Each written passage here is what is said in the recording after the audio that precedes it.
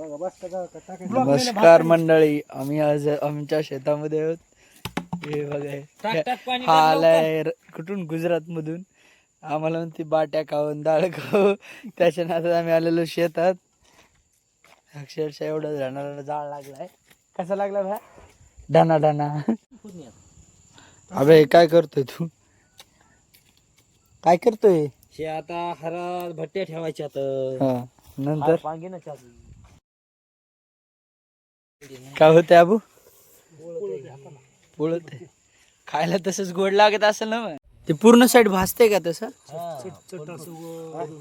त्याला फिरून फिरून भाजावं लागतंय का? आणि नंतर काय करायचं त्याला? नंतर त्याला धुडक्यात पाकडायचं.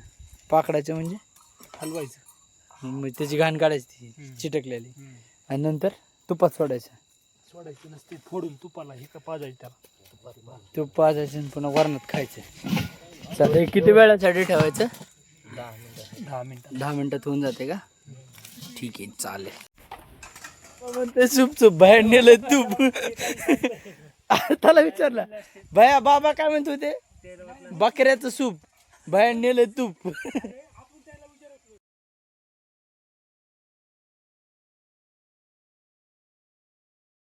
Result, final result done.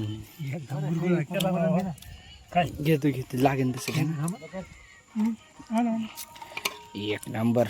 वरण तुम्ही काय भाजी वाढायला हम्म.